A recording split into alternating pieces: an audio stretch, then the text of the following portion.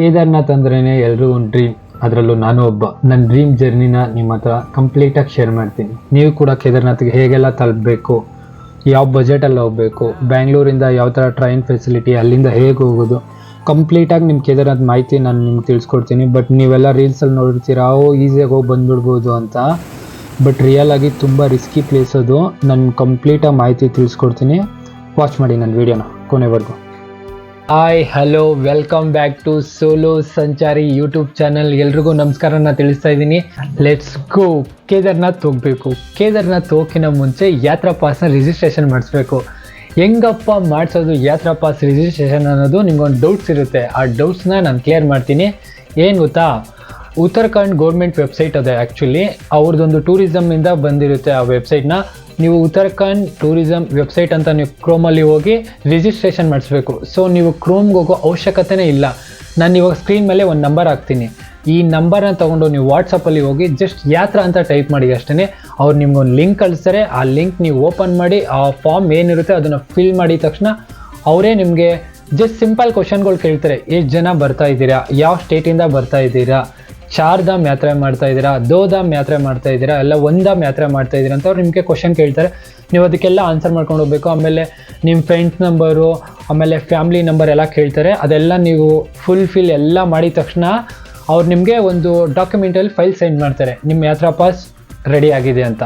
So ಯಾತ್ರಾ pass ನಿಮಗೆ ಗೌರಿಕುಂಡಲ್ಲಿ ತುಂಬ ಅಂದರೆ ತುಂಬ ಇಂಪಾರ್ಟೆಂಟು. ಈ ಯಾತ್ರಾ ಪಾಸ್ ಇಲ್ಲ ಅಂದರೆ ನಿಮಗೆ ಟ್ರೆಕ್ ಮಾಡೋಕ್ಕೆ ಯಾವುದೇ ಕಾರಣಕ್ಕಾಗಲ್ಲ. ಇದನ್ನು ತುಂಬ ಮೈಂಡಲ್ಲಿ ಇಟ್ಕೊಳ್ಳಿ. ಫಸ್ಟ್ ಕೇದಾರ್ನಾಥ್ ಹೋಗೋಕ್ಕಿಂತ ಮುಂಚೆ ಯಾತ್ರಾ pass completely registration ಆಗಿರಲೇಬೇಕು.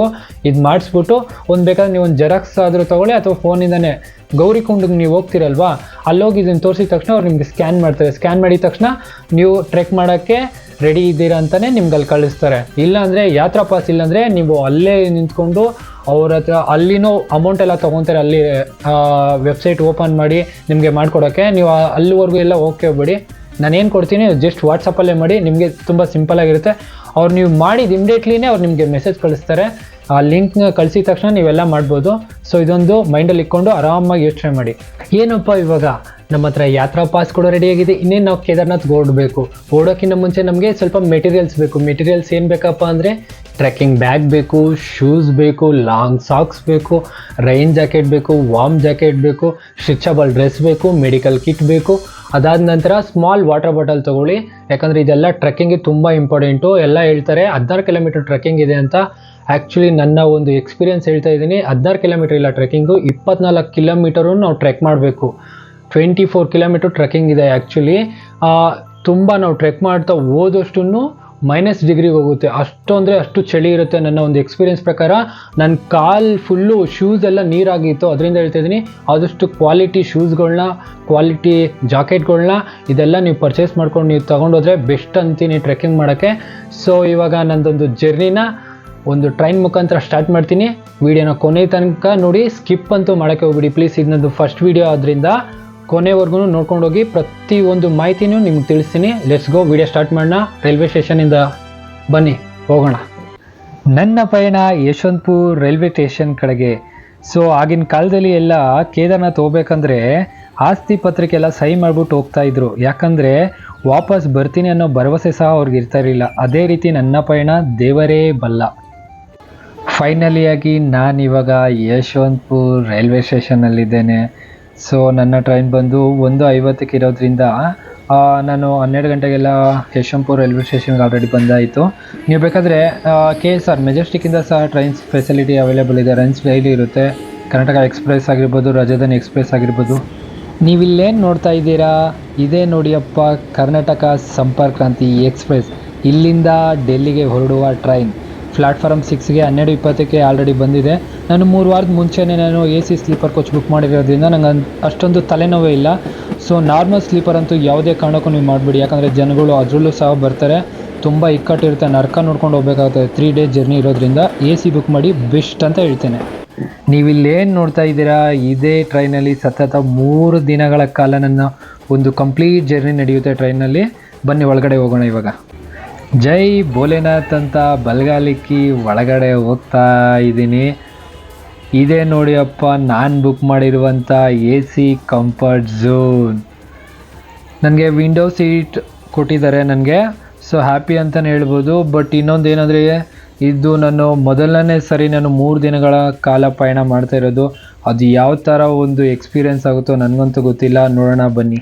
Yeshwanthpur railway ಸ್ಟೇಷನಿಂದ train ಹೊರಟಿದೆ.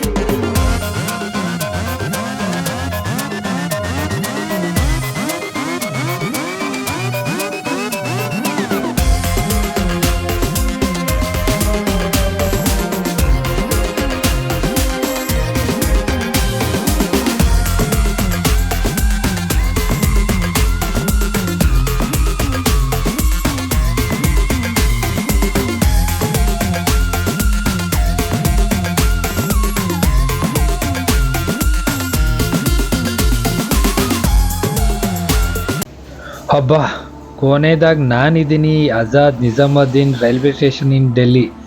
ಸೊ ಟೈಮ್ ಇವಾಗ 12:40 ಆಗ್ತಾ ಬಂತು. ಇಲ್ಲಿಂದ ಹರಿದ್ವಾರಕ್ಕೆ ಡೈರೆಕ್ಟ್ ಟ್ರೈನ್ ಇಲ್ಲದೆ ಇರೋದ್ರಿಂದ ನಾನಿವಾಗ ನ್ಯೂ ಡೆಲ್ಲಿ ರೈಲ್ವೆ ಸ್ಟೇಷನ್ಗೆ ಹೋಗಬೇಕು. ನ್ಯೂ ಡೆಲ್ಲಿ ರೈಲ್ವೆ ಸ್ಟೇಷನ್ ಹೇಗಪ್ಪ ಹೋಗೋದಂದರೆ, ಜಸ್ಟ್ ಇಲ್ಲಿಂದ 200 ಮೀಟರ್ ಅಷ್ಟೇ ಮೆಟ್ರೋ ಸ್ಟೇಷನ್ ಇರೋದು. ಸೊ ಮೆಟ್ರೋಗೆ ಹೋಗೋಣ ಬನ್ನಿ. ಮೆಟ್ರೋ ಸ್ಟೇಷನ್ಗೂ ಬಂದಾಯಿತು. ಜಸ್ಟ್ ಇಲ್ಲಿಂದ 10 ಮಿನಿಟ್ಸ್ ಅಷ್ಟೇ ನಾವು ರೈಲ್ವೆ ಸ್ಟೇಷನ್ಗೆ ಹೋಗೋಕ್ಕೆ. 3:20ಕ್ಕೆ ಈ ಟ್ರೈನ್ ಇರೋದು. ಸೊ ನಾನು 2 ಅವರ್ ವೆಯ್ಟ್ ಮಾಡಿದ್ದೀನಿ ನ್ಯೂ ಡೆಲ್ಲಿ ರೈಲ್ವೆ ಸ್ಟೇಷನಲ್ಲಿ. ನ್ಯೂ ಡೆಲ್ಲಿ ರೈಲ್ವೆ ಸ್ಟೇಷನಿಂದ ಹರಿದ್ವಾರ ಟ್ರೈನ್ ನನಗೆ ಸಿಕ್ಕಿದ್ದು ಆಯಿತು. ಸೊ 4 ಅವರ್ ಜರ್ನಿ ಇಲ್ಲಿಂದ ಹರಿದ್ವಾರಕ್ಕೆ. ಹೋಗೋಣ ಬನ್ನಿ. ಸತತವಾಗಿ ಟ್ರೈನ್ ಜರ್ನಿ ಮಾಡಿ 3113 ಕಿಲೋಮೀಟರ್ ಟ್ರೈನ್ ಜರ್ನಿನ ಕಂಪ್ಲೀಟ್ ಮಾಡಿಕೊಂಡು ನಾನು ಬಂದಿದ್ದೀನಿ ಹರಿದ್ವಾರಕ್ಕೆ. ಸೊ ಟೈಮ್ ಇವಾಗ 7:30 ಆಗಿರೋದ್ರಿಂದ ಯಾವುದೇ ಬಸ್ ಫೆಸಿಲಿಟಿ ಇಲ್ವಂತೆ. ಮಧ್ಯರಾತ್ರಿ 2 ಗಂಟೆಯಿಂದ ಬೆಳಗಿನ ಜಾವ 10 ಗಂಟೆ ಒಳಗಡೆ ಅಂತ ಇಲ್ಲಿ ಬಸ್ ಅವೈಲೇಬಲ್ ಇರೋದು ಕೇದಾರ್ನಾಥ್ ಹೋಗೋಕ್ಕೆ. ಸೊ ಇವಾಗ ನಂಗೆ ಟೈಮ್ ಇರೋದ್ರಿಂದ ನಾನು ಇಲ್ಲೇ ಪಕ್ಕದಲ್ಲಿ ಜಸ್ಟ್ 1 ಕಿಲೋಮೀಟರ್ ಗಂಗಾ ಆರತಿ ನೋಡೋಲ್ಲ ನಾನು ಇವಾಗ ಹೊರಡ್ತಾ ಇದ್ದೀನಿ. ಬನ್ನಿ ಗಂಗಾರತಿ ನೋಡ್ಕೊಂಡು ಬರೋಣ. ಇವಾಗ ಹೇಗಿರುತ್ತೆ ಗಂಗಾರತಿ ಅಂತ ಬನ್ನಿ ತೋರಿಸ್ತೇನೆ. ನೀವಿವಾಗ ಏನು ನೋಡ್ತಾ ಇದ್ದೀರಾ, ಇದೇ ಹರಿದ್ವಾರ್ ಮಾರ್ಕೆಟ್. ಸೊ ನಾನು ಇಲ್ಲಿಂದ ಹೊರಟಿದ್ದೀನಿ ಇವಾಗ ಅರಿಕಿಪಾರಿಗೆ.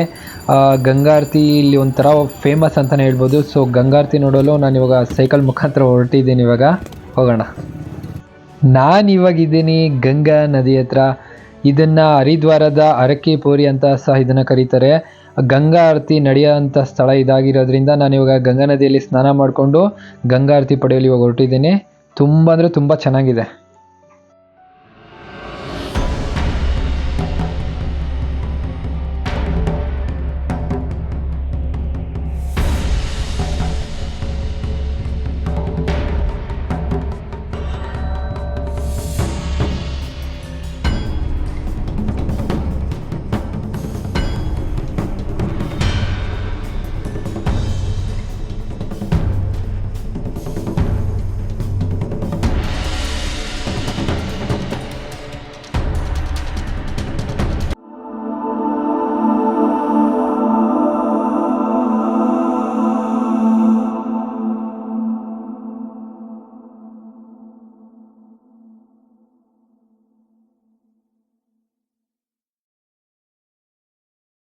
ನೀವೇನು ನೋಡಿದ್ರಿ ಬ್ಯಾಂಗ್ಳೂರಿಂದ ಹರಿದ್ವಾರಕ್ಕೆ ನನ್ನ ಒಂದು 3 ಡೇ ಜರ್ನಿಯ ಬಗ್ಗೆ ಮತ್ತು ಅದರ ಬಜೆಟ್ ಬಗ್ಗೆ ನಾನು ಮೊದಲನೇ ವಿಡಿಯೋದಲ್ಲಿ ನಿಮಗೆ ತಿಳಿಸಿದ್ದೆ.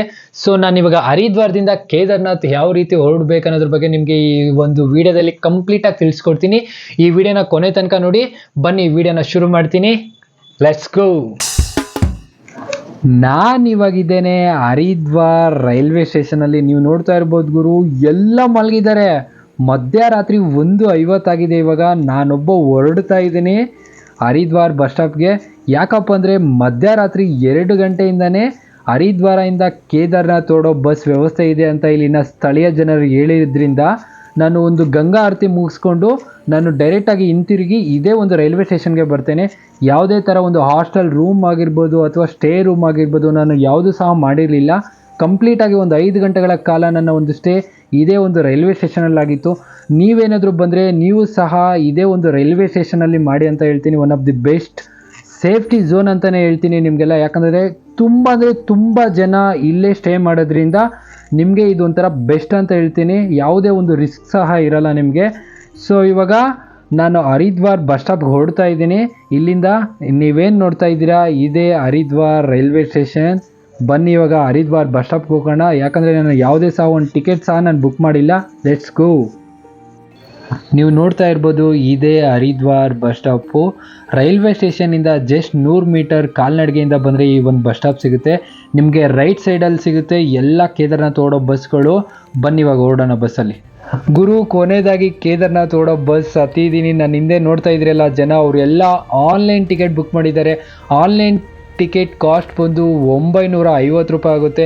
ನಾನು ಯಾವುದೇ ಸಹ ಆನ್ಲೈನ್ ಮಾಡಿರಲಿಲ್ಲ. ಆಫ್ಲೈನ್ ಟಿಕೆಟ್ ಬಂದು 550 ರೂಪಾಯಿ. ಇವಾಗ ಹರಿದ್ವಾರದಿಂದ ಕೇದಾರ್ನಾಥ್ಗೆ ಬಸ್ ಓಡ್ತಾ ಇದೆ. ನನ್ನ ಹಿಂದೆ ಇರೋ ಜನಗಳೆಲ್ಲ ಇವನೇನಪ್ಪ ಹುಡುಗ ಒಬ್ಬನೇ ಬರ್ತಾ ಇದ್ದೇನಂತ ಎಲ್ಲ ಒಂಥರ ನೋಡ್ಬಿಟ್ರು. ಅದರಲ್ಲಿ ಮಿನಿ ಬಸ್ ಬೇರೆ. ಜರ್ನಿ ಯಾವ ರೀತಿ ಇರುತ್ತೋ 246 ಕಿಲೋಮೀಟ್ರು ನಾವೊಂದು ಬಸ್ ಟ್ರಾವೆಲ್ ಮಾಡಬೇಕು. 12 ಗಂಟೆ ತಗೊಳುತ್ತಂತೆ ನಮಗೆ ಇವಾಗ ಹೊರಡೋಕ್ಕೆ. ಬನ್ನಿ ಇವಾಗ ಹೊರಡೋಣ. ನಮ್ಮ ಒಂದು ಬಸ್ ಇವಾಗ ಹರಿದ್ವಾರದ ಚೆಕ್ ಪೋಸ್ಟ್ ಬಳಿ ಇದೆ. ಟೈಮ್ ಬಂದು ಇವಾಗ ಮಧ್ಯರಾತ್ರಿ 2:30 ಆಗಿರೋದ್ರಿಂದ ಯಾವುದೇ ಒಂದು ಬಸ್ ಆಗಿರ್ಬೋದು ಅಥವಾ ಒಂದು TT ಆಗಿರ್ಬೋದು ಯಾವುದೂ ಸಹ ಬಿಡೋದಿಲ್ವಂತೆ. ಬೆಳಗಿನ ಜಾವ 4 ಗಂಟೆಯಿಂದನೇ ಪ್ರತಿಯೊಂದು ಬಸ್ ಆಗಿರ್ಬೋದು ಅಥವಾ TT ಆಗಿರ್ಬೋದು ಪ್ರತಿಯೊಂದು ಸಹ ಬಿಡ್ತಿದ್ದಾರಂತೆ ಅವರು. ಇವಾಗ ನೀವು ನೋಡ್ತಾ ಇರ್ಬೋದು ಬದ್ರಿನಾಥ್ 291 ಕಿಲೋಮೀಟರ್ ಇದೆ ಮತ್ತು ಕೇದಾರ್ನಾಥ್ 223 ಕಿಲೋಮೀಟರ್ ಇದೆ. ಸೊ ಇವಾಗ ನಾನು 1.5 ಗಂಟೆಗಳ ಕಾಲ ಒಂದು ಬಸ್ಸಿನಲ್ಲೇ ಒಂದು ನಿದ್ದೆ ಮಾಡೋಣ ಅಂತ ಪ್ಲ್ಯಾನ್ ಹಾಕ್ಕೊಂಡಿದ್ದೀನಿ. ಸ್ಲೀಪ್ ಅಲ್ಲೇ ಮಾಡಿಬಿಡ್ತೀನಿ ಅಷ್ಟೇ. ಬೆಳಗ್ಗೆ ಎದ್ದು ನೋಡ್ತೀನಿ ಗುರು ನೇಚರ್ ವ್ಯೂನ. ನೆಕ್ಸ್ಟು ಲೆವೆಲ್ ಅಂದರೆ ನೆಕ್ಸ್ಟು ಲೆವೆಲ್. ನಾನು ಎಲ್ಲಪ್ಪ ಇದ್ದೀನಿ, ಯಾವ ಸ್ವರ್ಗದಲ್ಲಿದ್ದೀನಿ ಅಂತ ಅನಿಸ್ಬಿಟ್ಟಿತ್ತು. ಯಾಕಂದರೆ ಅಲ್ಲಿನ ಸಿಬ್ಬಂದಿಗಳು ಬೆಳಗಿನ ಜಾವ 4 ಗಂಟೆಗೆ ಬಸ್ ಬಿಡ್ತೀನಿ ಅಂದಿದ್ದರಿಂದ ನಾನು ಬಸ್ಸಲ್ಲೇ ಮಲಗಿದ್ದೆ. ಸೊ ನಾನು ಬೆಳಗ್ಗೆ ಎದ್ದಿದ ತಕ್ಷಣ ನೋಡ್ತೀನಿ ನೇಚರು. ನಾನಂತೂ ಕಳೆದೋಗ್ಬಿಟ್ಟೆ, ಯಾವುದೋ ಒಂದು ಸ್ವರ್ಗದಲ್ಲಿದ್ದೀನಿ ಅಂತಲೇ ಅನಿಸ್ಬಿಟ್ಟಿತ್ತು. ನೀವು ಸಹ ಕೇದಾರ್ನಾಥ್ ಓಡಬೇಕಂತಿದ್ರೆ ಆದಷ್ಟು ರೈಟ್ ಸೈಡ್ ಸೀಟ್ನ ಸೆಲೆಕ್ಟ್ ಮಾಡಿ. ಒನ್ ಆಫ್ ದಿ ಬೆಸ್ಟ್ ಅಂತೀನಿ ವ್ಯೂ ನೋಡೋಕ್ಕೆ.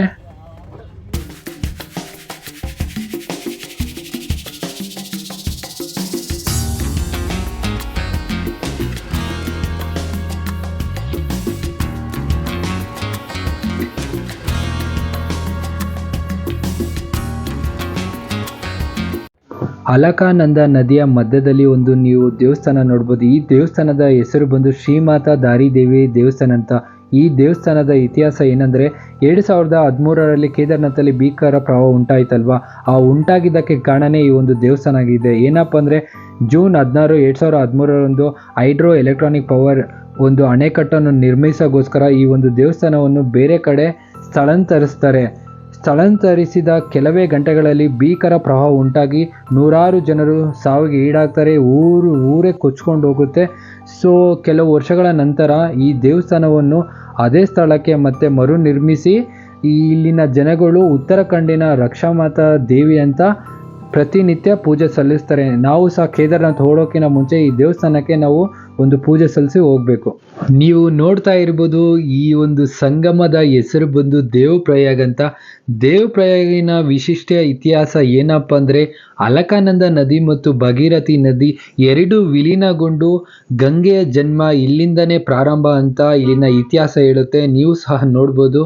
ನೋಡಿ ಗುರು, ಇಷ್ಟೊತ್ತು ಸ್ವರ್ಗ ನೋಡ್ಕೊಂಡೇ ಬಂದೆ, ಬಟ್ ನರಕದ ಬಾಗಿಲು ಇವಾಗ ಓಪನ್ ಆಯ್ತು ಅಂತಲೇ ನಾನು ಹೇಳ್ತೀನಿ. ಎಲ್ಲಂದ್ರೆ ಅಲ್ಲೇ ಕುಸಿತದಿಂದ ಮನೆಗಳು ಬಿದ್ದಿವೆ ಮತ್ತು ರೋಡ್ ಸಹ ನೀವು ನೋಡ್ಬೋದು. ತುಂಬ ಅಂದರೆ ತುಂಬ ಲ್ಯಾಂಡ್ಸ್ಲೈಡ್ ಆಗಿದೆ. ಯಾವುದೇ ಒಂದು ಗಾಡಿ ಸಹ ಎರಡೆರಡು ಹೋಗೋಕ್ಕೆ ಆಗಲ್ಲ. ಒಂದು ಗಾಡಿ ಹೋದ್ಮೇಲೆ ಇನ್ನೊಂದು ಗಾಡಿ ಹೋಗೋಕ್ಕಾಗೋದು. ತುಂಬ ಅಂದರೆ ತುಂಬ ಲ್ಯಾಂಡ್ಸ್ಲೈಡ್ ಆಗಿದೆ. ಯಾಕಪ್ಪ ಅಂದರೆ 12 ಗಂಟೆಗಳ ಕಾಲ ಟೈಮ್ ತೊಗೊಳುತ್ತೆ ಅಂದರೆ ಜಸ್ಟ್ 223 ಕಿಲೋಮೀಟ್ರಿಗೆ ಈ ಒಂದು ಲ್ಯಾಂಡ್ ಸ್ಲೈಡ್ ಯಾವಾಗ ಆಗುತ್ತೆ, ಯಾವ ರೀತಿ ಆಗುತ್ತೆ ಅಂತಲೂ ಹೇಳೋಕ್ಕಾಗಲ್ಲ ಇಲ್ಲಿನ ವೆದರು. ಆ ಥರ ಒಂದು ರೋಡ್ಗಳು ಇವಾಗಿವೆ. ನೀವು ನೋಡ್ತಾ ಇರ್ಬೋದು, ನಾನಂತೂ ಭಯದಲ್ಲೇ ಹೋಗಿದ್ದೀನಿ ಅಂತ ಹೇಳ್ತೀನಿ ನಿಮಗೆ. ಎಂಥದ್ದಂದರೆ ರಿಸ್ಕ್ ಅಂದರೆ ತುಂಬ ರಿಸ್ಕು. ಏನಾಗುತ್ತಂತನೂ ಗೊತ್ತಿಲ್ಲ. ಇದಕ್ಕೆಲ್ಲ ನಾವೊಂದು ದೇವರು ಅಂದರೆ ಡ್ರೈವರೇ ಅಂತ ಹೇಳ್ಬೋದು. ನಮಗೆ ದೇವರೇ ನನಗೆ ಡ್ರೈವರು. ಯಾಕಂದರೆ ಅವ್ರು ನಮ್ಮನ್ನ ಸೇಫ್ಟಿಯಾಗಿ ಕರ್ಕೊಂಡು ಹೋದರೆ ಸಾಕಾಗ್ಬಿಟ್ಟಿತ್ತು. ಅಂಥ ರಿಸ್ಕಿ ಪ್ಲೇಸ್ ಅಂದರೆ ಅಂಥ ದೊಡ್ಡ ರಿಸ್ಕಿ ಪ್ಲೇಸ್ ಅಂತ ಹೇಳ್ತೀನಿ. ನೀವು ನೋಡ್ತಾ ಇರ್ಬೋದು, ನೋಡಿ ಇವಾಗ ನೀವು ನಿಮಗೆಲ್ಲ ಅನಿಸಿರುತ್ತೆ ಅಲ್ವಾ ಕೇದಾರ್ನಾಥ್ ಈಸಿಯಾಗಿ ಹೋಗ್ಬಿಟ್ಟು ಬರ್ಬೋದಂತ. ರಿಯಾಲಿಟಿ ಇದಾಗಿದೆ ನೋಡಿ. ತುಂಬ ಅಂದರೆ ತುಂಬ ಲ್ಯಾಂಡ್ ಸ್ಲೈಡ್ಗಳಾಗುತ್ತೆ. ಸೊ ನನಗಂತೂ ನಾನು ಬದುಕ್ಬಿಟ್ಟು ಮತ್ತೆ ಬೆಂಗಳೂರಿಗೆ ಹೋಗ್ತೀನಿ ಅಂತಲೇ ಅನಿಸ್ಬಿಟ್ಟಿತ್ತು. ಅಂಥ ಒಳ್ಳೆ ರಿಸ್ಕಿ ಪ್ಲೇಸಲ್ಲಿ ಗಾಡಿಗಳು ಹೋಗೋದ್ರಿಂದ ತುಂಬ ಅಂದರೆ ತುಂಬ ಡೇಂಜರ್ ರೋಡ್ಗಳು ಇವಾಗಿವೆ. ಯಾವಾಗ ಹೆಂಗೆ ಬೇಕಾದರೂ ಬೀಳ್ಬೋದಂತ ನಾನು ಹೇಳ್ತೀನಿ. ತುದಿಯಲ್ಲಿ ಹೋಗಬೇಕು ಗುರು, ತುದಿ ಹೆಂಗಿರುತ್ತೆ ಹೇಳಿ ಫೀಲ್. ನನಗಂತೂ ಹಾರ್ಟ್ ಡಗ ಅಂತ ಬಡಿತಾನೆ ಇತ್ತು ಆ ರೇಂಜ್ಗೆ. ಅಂಥ ಒಳ್ಳೆ ರಿಸ್ಕಿ ಪ್ಲೇಸ್ ಅಂದರೆ ಕೇದಾರ್ನಾಥ್ ಅಂತ ಹೇಳ್ತೀನಿ ನಿಮಗೆ. ನೀವು ಯಾವುದನ್ನು ಈಸಿಯಾಗಿ ತೊಗೋಬೇಡಿ. ಕೇದಾರ್ನಾಥ್ ಅಲ್ವಾ, ಈಸಿಯಾಗಿ ಹೋಗಿ ಬಂದ್ಬಿಡ್ಬೋದು ಅಂತ. ಬಟ್ ನೀವು ರಿಯಾಲಿಟಿಯಾಗಿ ಒಂದು ಸರಿ ಹೋಗಿ ನೋಡಿ, ಮತ್ತೆ ನೀವು ರಿಟರ್ನ್ ಹೋಗ್ತೀನಿ ಅನ್ನೋ ಒಂದು ಭರವಸೆ ಸಹ ಇರಲ್ಲ. ಆ ಒಂದು ಭಯದಲ್ಲೇ ನೀವು ಹೋಗಿ ಮತ್ತೆ ಬರಬೇಕಾಗುತ್ತೆ. ಅಂಥ ರೋಡ್ಗಳು ಇವಾಗಿವೆ. ನೀವು ನೋಡ್ತಾ ಇರ್ಬೋದು ನೋಡಿ, ನೀವು ನೋಡ್ತಾ ಇರ್ಬೋದು ತುಂಬ ಅಂದರೆ ತುಂಬ ಕರುಗಳಿರುತ್ತೆ ರೋಡ್ಗಳಲ್ಲಿ. ಗಾಡಿ ಟರ್ನ್ ಆಗ್ತಾ ಇದ್ದಂಗೆ ನಂಗೆ ಭಯ ಆಗುತ್ತೆ. ಎಲ್ಲಿ ಏನಾದರೂ ಗಾಡಿ ಮೇಲೆ ಬೀಳುತ್ತೋ ಅಥವಾ ಯಾವುದಾದ್ರೂ ಗಾಡಿ ಬಂದು ಸಡನ್ನಾಗಿ ಗುದ್ಬಿಡುತ್ತೋ ಅಂತ ಒಂದು ಭಯನೇ ಸ್ಟಾರ್ಟ್ ಆಗಿತ್ತು ನನಗೆ. ಯಾಕಪ್ಪ ಅಂದರೆ ಆಗಿನ ಕಾಲದಲ್ಲಿ ಜನಗಳೆಲ್ಲ ಒಂದು ಆಸ್ತಿ ಪತ್ರಕ್ಕೆ ಸಹಿ ಮಾಡಿಬಿಟ್ಟು ಹೋಗ್ತಾ ಇದ್ರು ಅಂತ ನಾನು ನಿಮ್ಗೆ ಹೇಳಿದ್ನಲ್ವಾ. ಇದೇ ಒಂದು ಕಾರಣಕ್ಕೆ. ಯಾಕಂದರೆ ಯಾವಾಗ ಏನು ಬೇಕಾದರೂ ಸಂಭವಿಸ್ಬೋದು ಅಂತ ನಾನು ನಿಮ್ಗೆ ತಿಳಿಸ್ತೇನೆ. ಸೊ ಯಾವುದನ್ನು ಈಸಿಯಾಗಿ ತೊಗೋಬೇಡಿ. ನನ್ನ ಪ್ರಕಾರ ತುಂಬ ರಿಸ್ಕಿ ಪ್ಲೇಸ್ ಅಂದ್ರೇ ಕೇದಾರ್ನಾಥ್. ನೋಡಿ ನೀವು ಎಷ್ಟು ಲ್ಯಾಂಡ್ ಸ್ಲೈಡ್ಗಳು ನೋಡ್ತಾ ಇದ್ದೀರಾ ನೋಡಿ. ನಾನಂತೂ ಒಂದು 40-50 ಲ್ಯಾಂಡ್ ಸ್ಲೈಡ್ ನೋಡಿದ್ದೀನಿ. ತುಂಬ ಟೈಮ್ ತೊಗೊಂಡು ನಿಧಾನಕ್ಕೆ ಬಸ್ ಚಲಿಸ್ತಾ ಇತ್ತು. ನನಗಂತೂ ಭಯ ಒಂದು ಸೈಡು, ಎಲ್ಲಿ ನಮ್ಮ ಬಸ್ ಮೇಲೆ ಬೀಳುತ್ತಂತಲೇ ಅರ್ಧ ಭಯದಲ್ಲೇ ಹೋಗಿದ್ದೀನಿ ನಾನು ಕೇದಾರ್ನಾಥ್ ತಲುಪೋವರೆಗೂ. ಅಂಥ ಒಳ್ಳೆ ಭೀಕರ ಲ್ಯಾಂಡ್ ಸ್ಲೈಡ್ಗಳಾಗುತ್ತೆ. ಕಲ್ಲು ಯಾವಾಗ ಬೇಕಾದರೂ ಬೀಳ್ಬೋದು. ಯಾವ ಕಾರ್ಗಳ ಮೇಲೆ ಆದರೂ, ಬೈಕ್ಗಳ ಮೇಲಾದರೂ, ಬಸ್ಗಳ ಮೇಲೆ ಆದರೂ. ನೀವು ನೋಡ್ಬೋದು ನೋಡಿ. ನೀವೆಲ್ಲ ಇನ್ಸ್ಟಾಗ್ರಾಮು ಮತ್ತು ಯೂಟ್ಯೂಬಲ್ಲೆಲ್ಲ ನೋಡಿರ್ತೀರ, ಕೇದಾರ್ನಾಥ್ ಹೋಗೋದ್ರ ಬಗ್ಗೆ ಕೇಳಿರ್ತೀರಲ್ವಾ. ಅವರೆಲ್ಲ ನಿಮಗೆ ತೋರಿಸೋದು ಏನಂದರೆ ಒಂದು ಟ್ರಕ್ಕಿಂಗ್ ಬಗ್ಗೆ, ಅವ್ರು ಹೋಗಿರೋದ್ರ ಬಗ್ಗೆ, ಒಂದು ಬಜೆಟ್ ಬಗ್ಗೆ, ಆ ಒಂದು ದೇವಸ್ಥಾನದ ಬಗ್ಗೆ ತೋರಿಸ್ತಾರೆ. ಯಾವುದೇ ರೀತಿ ಲ್ಯಾಂಡ್ ಸ್ಲೈಡ್ ಬಗ್ಗೆ ತುಂಬ ಯಥೇಚ್ಛವಾಗಿ ಯಾರೂ ಸಹ ತೋರಿಸಲ್ಲ. ನಾನು ನನ್ನ ಕಣ್ಣಾರೆ ನೋಡಿದ ಘಟನೆಗಳು ನಿಮಗೆ ತೋರಿಸ್ತಾ ಇದ್ದೀನಿ ನೋಡಿ. ತುಂಬ ಅಂದರೆ ತುಂಬ ರಿಸ್ಕಿ ಪ್ಲೇಸ್ ಆಗಿರುತ್ತೆ. ನೀವು ಹೋಗ್ಬೇಕಂತಿದ್ದಾಗ ಅಲ್ಲಿನ ವೆದರ್ನ ನೋಡಿಕೊಂಡೇ ಹೋಗಿ. ಯಾಕಂದರೆ ಯಾವಾಗ ಬೇಕಾದರೂ ಮಳೆ ಆಗ್ಬೋದು ಅಥವಾ ಭೂಕುಸಿತ ಬೇಕಾದರೆ ಉಂಟಾಗ್ಬೋದು. ಅಂಥ ಒಳ್ಳೆ ರಿಸ್ಕಿ ಪ್ಲೇಸ್ ಅಂತ ಕೇದಾರ್ನಾಥ್ ಹೇಳ್ತೀನಿ ನಿಮಗೆ. ನನ್ನ ಒಂದು ಎಕ್ಸ್ಪೀರಿಯನ್ಸ್ ಪ್ರಕಾರ ನೀವು ಹೋಗ್ಬೇಕಂತಿದ್ರೆ ಅಲ್ಲಿನ ವೆದರ್ನ ತುಂಬ ಅಂದರೆ ತುಂಬ ನೆನಪಲ್ಲಿ ಇಟ್ಕೊಂಡು ನೋಡಿಕೊಂಡೇ ಹೋಗಿ. ಇಲ್ಲಾಂದರೆ ಯಾವಾಗ ಯಾವ ರೀತಿ ಏನಾಗುತ್ತೆ ಅಂತಲೂ ಹೇಳೋಕ್ಕಾಗಲ್ಲ.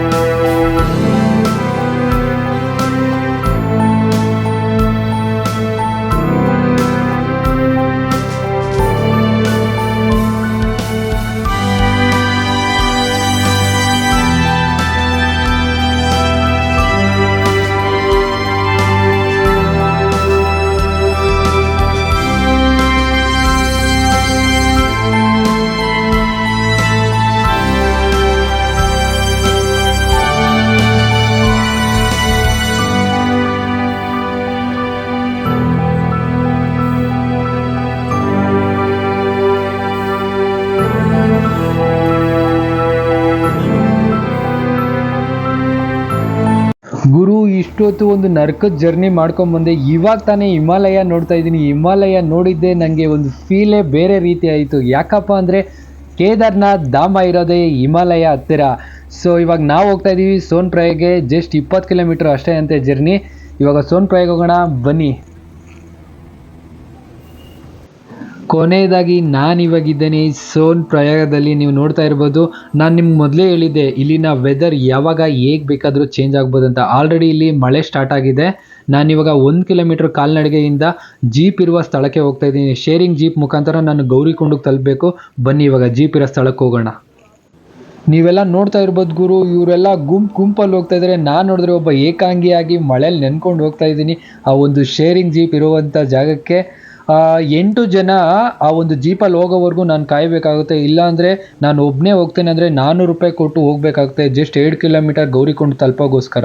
ಈ ಒಂದು ಬೋರ್ಡ್ ನೋಡಿದ್ಮೇಲೆ ನನಗಾಗಿದ್ದು ಖುಷಿನೇ ಬೇರೆ. ರೀಲ್ಸಲ್ಲೆಲ್ಲ ನೋಡಿ ನೋಡಿ ನಾನು ಯಾವಾಗ ನೋಡ್ತೀನಿ ಅನ್ಸ್ಬಿಟ್ಟಿತ್ತು ಗುರು. ಕೊನೆಯದಾಗಿ ನಾನು ಶೇರಿಂಗ್ ಜೀಪ್ ಸಹ ಹತ್ತಿ ಆಯಿತು. ನಾನು 50 ರೂಪಾಯಿ ಕೊಟ್ಟು ವೆಯ್ಟ್ ಮಾಡಿ 8 ಜನ ಆದಮೇಲೆ ನಾನು ಒಬ್ಬ ಅಂತ ಹೇಳಿ ಈ ಒಂದು ಶೇರಿಂಗ್ ಮುಖಾಂತರ ಇಲ್ಲಿಂದ ಗೌರಿಕೊಂಡು ಹೋಗ್ತಾ ಇದ್ದೀನಿ. ನೀವು ನೋಡ್ತಾ ಇರ್ಬೋದು, ಇದೇ ಗೌರಿಕುಂಡ್. ಹರಿದ್ವಾರದಿಂದ ಈ ಒಂದು ಗೌರಿಕುಂಡ್ಗೆ ನಾನು ತಲುಪೋದಕ್ಕೆ ತಗೊಂಡಿರುವಂಥ ಸಮಯ ಸುಮಾರು 12 ಗಂಟೆಗಳ ಕಾಲ ಸಮಯ ತಗೊಂಡೆ. ರಿಯಲ್ ಟ್ರೆಕ್ ಇಲ್ಲಿಂದನೇ ಸ್ಟಾರ್ಟ್ ಅಂತ ನಿಮಗೆ ತಿಳಿಸ್ತೇನೆ. ನೀವೆಲ್ಲ ನೋಡೇ ಇರ್ತೀರಾ ಹರಿದ್ವಾರದಿಂದ ಗೌರಿಕುಂಡ್ಗೆ ನಾನು ಹೇಗೆ ತಲುಪಿದೆ ಅಂತ.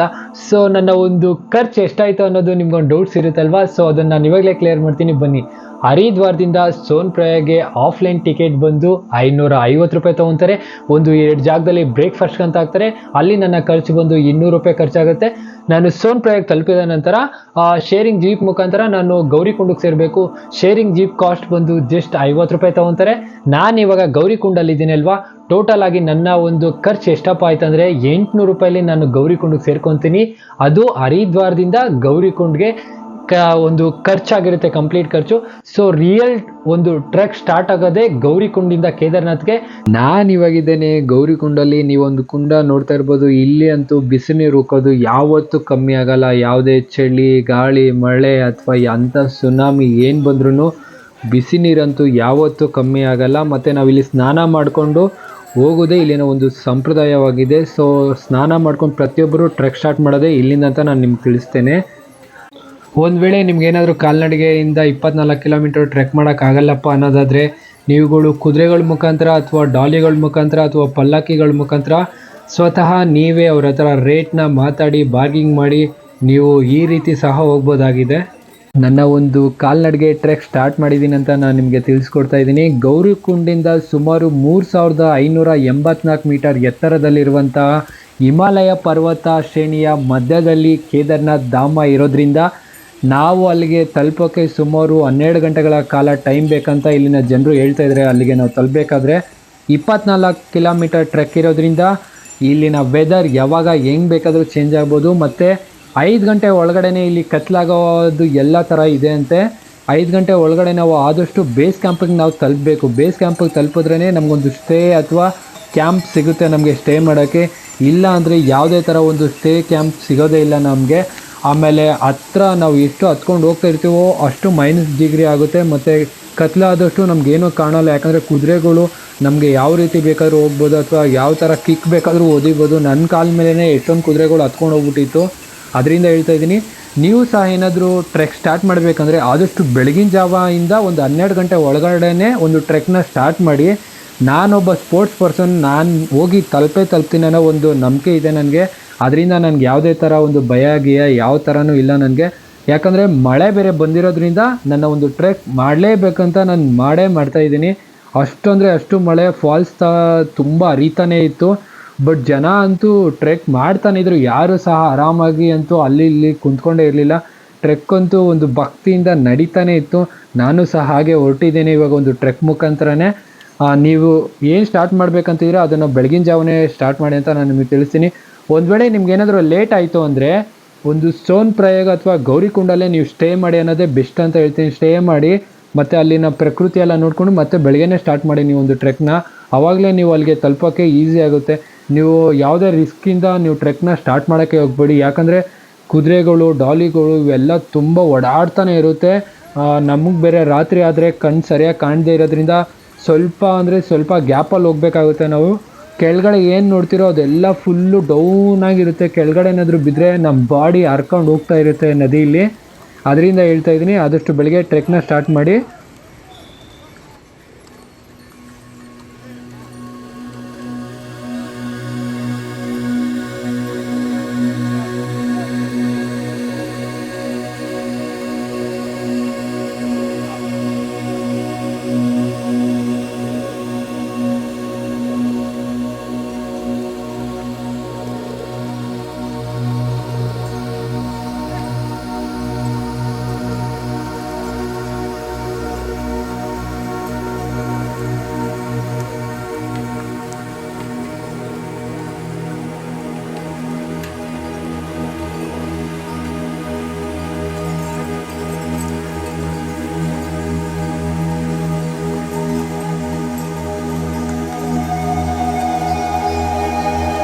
ನೀವುಗಳು ಆದಷ್ಟು ಒಂದು ವಾಟರ್ ಬಾಟಲ್ನ ಕ್ಯಾರಿ ಮಾಡೋದು ತುಂಬ ಒಳ್ಳೆಯದಂತ ನಾನು ಹೇಳ್ತೀನಿ. ಯಾಕಪ್ಪ ಅಂದರೆ ಇಲ್ಲಿನ ರೇಟ್ ಬಂದು 1 ಲೀಟರ್ ವಾಟರ್ ಬಾಟಲ್ಗೆ 80 ರೂಪಾಯಿ, 100 ರೂಪಾಯಿ, 150 ರೂಪಾಯಿ ಅಂತ ಸ್ಟಾರ್ಟ್ ಆಗ್ತಾ ಹೋಗುತ್ತೆ. ನಾವು ಎಷ್ಟು ಮೇಲೆ ಹೋಗ್ತಾ ಇರ್ತೀವೋ ಅಷ್ಟು ರೇಟ್ ಜಾಸ್ತಿ ಆಗುತ್ತೆ.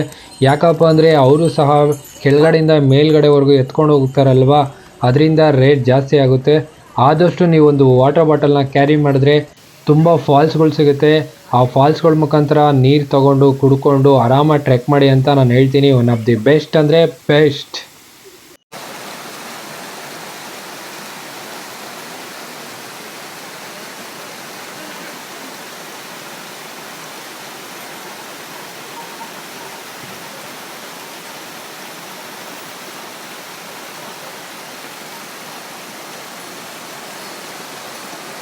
ನಾನಿವಾಗ ಒಂದು 15 ಕಿಲೋಮೀಟ್ರ್ ಆಲ್ಮೋಸ್ಟ್ ಅಲ್ಲಿ ಟ್ರ್ಯಾಕ್ ಮಾಡಿದ್ದೀನಿ.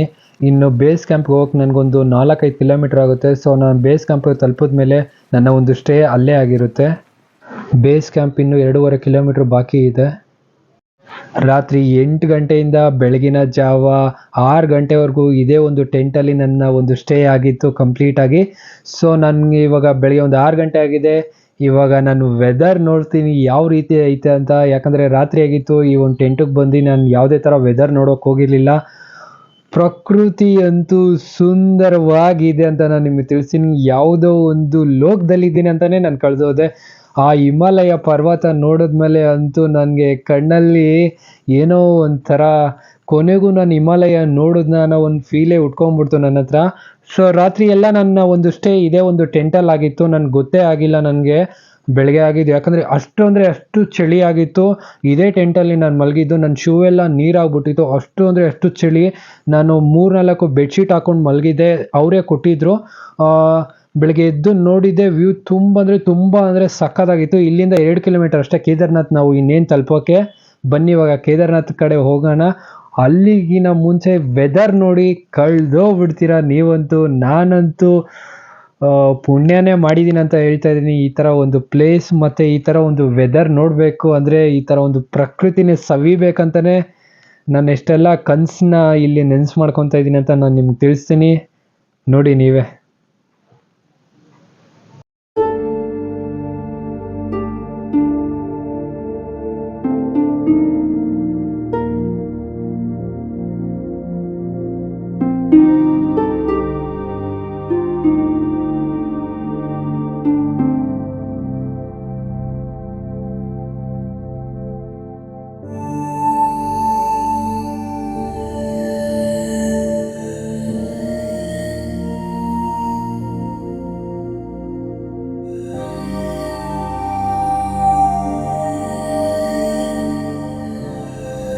ಕೊನೆಯದಾಗಿ ನಾನಿದ್ದೀನಿ ನನ್ನ ಡ್ರೀಮ್ ಪ್ಲೇಸಲ್ಲಿ. ನೀವು ನೋಡ್ತಾ ಇರ್ಬೋದು ನೋಡಿ, ಸುಮಾರು ರೀಲ್ಸ್ಗಳಲ್ಲಿ, ಮೂವೀಸ್ಗಳಲ್ಲಿ, ಒಂದು ಫೋಟೋಗಳಲ್ಲಿ ನೋಡಿರ್ತೀವಿ. ಆದರೆ ರಿಯಲ್ಲಾಗಿ ನೋಡೋದಿದೆಯಲ್ಲ, ನನಗಂತೂ ಕಣ್ಣಲ್ಲಿ ನೀರು ಬರೋಕ್ಕೆ ಸ್ಟಾರ್ಟ್ ಆಗೋಯಿತು.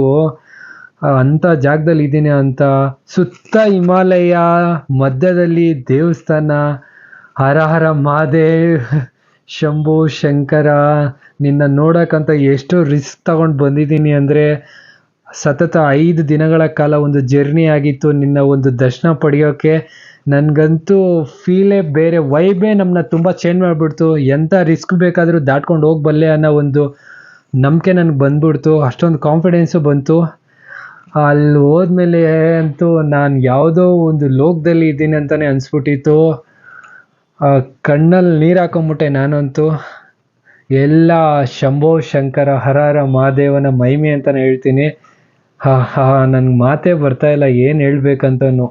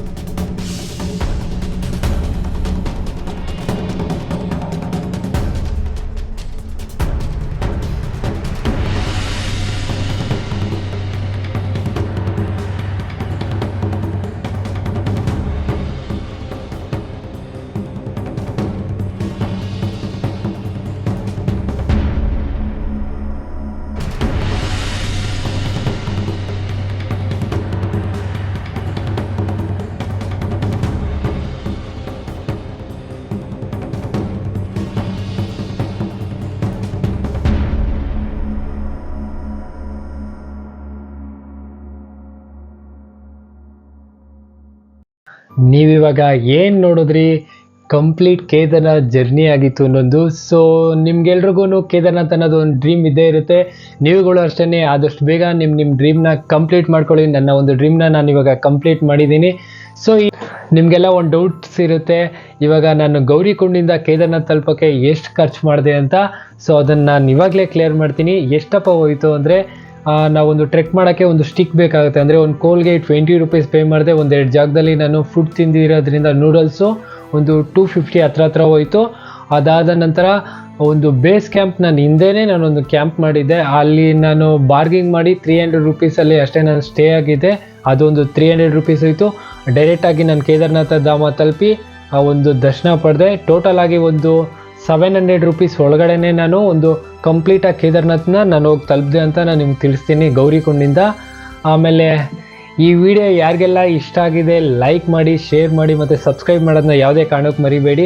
ಆಮೇಲೆ ಯಾರೆಲ್ಲ ಕೇದಾರ್ನಾಥ್ ಹೋಗ್ಬೇಕಂತಿದ್ದಾರೆ ಅವ್ರಿಗೆ ಈ ವಿಡಿಯೋನ ಶೇರ್ ಮಾಡಿ ಅಂತ ನಿಮ್ಗೆ ತಿಳಿಸ್ತಾ ಇದ್ದೀನಿ. ಎಲ್ರಿಗೂ ತುಂಬ ಹೃದಯದ ಧನ್ಯವಾದಗಳು. Thank you so much. I love you.